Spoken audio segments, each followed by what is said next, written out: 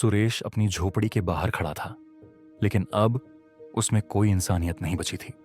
उसकी आंखें काली पड़ चुकी थीं, उसकी त्वचा ठंडी और बेजान लग रही थी। उसकी पत्नी राधा डर के मारे दरवाजे के पीछे छिप गई और कांपते हुए बोली, तुम कौन हो? तुम मेरे सुरेश नहीं हो। लेकिन सुरेश ने कोई जवाब नहीं दिया। वह धीरे धीरे अंदर आया और एक टूटी खाट पर बैठ गया।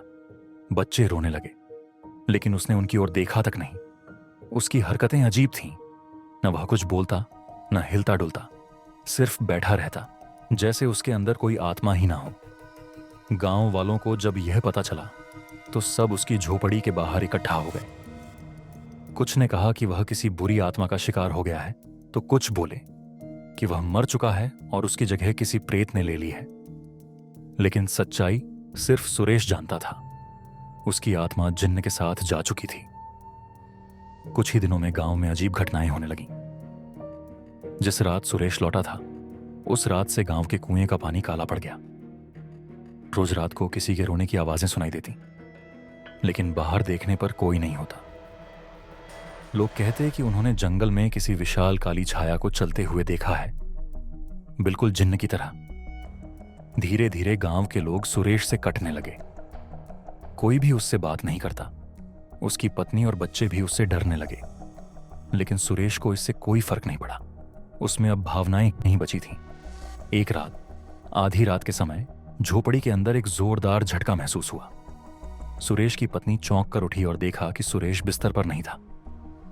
सुरेश? उसने घबराते हुए पुकारा, लेकिन कोई जवाब नहीं आया। उसने धीरे से दरवाजा खोला और उसके मुंह से एक तेज चीख निकल गई। सुरेश हवा में लटका हुआ था। वह किसी रस्सी से नहीं, बल्कि अदृश्य शक्ति से ऊपर उठा हुआ था। उसके चारों ओर अंधेरा गहरा होता जा रहा था। उसकी काली आंखों में एक चमक आई और वह एक आखिरी बार मुस्कुराया। अब मैं पूरी तरह जिन्न का हो चुका हूं।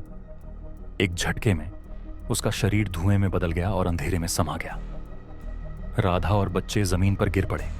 गांव के लोग दौड़ कर आए, लेकिन अब वहां कोई नहीं था। सुरेश गायब हो चुका था। उसके बाद गांव में कोई भी सुरक्षित नहीं था। हर अमावस्या की रात लोग कहते कि सुरेश की परछाई जंगल में घूमती दिखती है। कुएं के पास से गुजरने वालों को ऐसा लगता कि कोई अदृश्य ताकत उन्हें अंदर खींचने की कोशिश कर रही है। कई लकड़हारों ने दावा किया कि उन्होंने सुरेश की आवाजें सुनी, जो जिन्न की हंसी के साथ मिलकर गूंजती थी। गांव वालों को यकीन हो गया कि जिन्न अभी भी सुरेश की आत्मा के साथ वहां भटक रहा था। कुछ सालों बाद डर के मारे पूरा गांव खाली हो गया।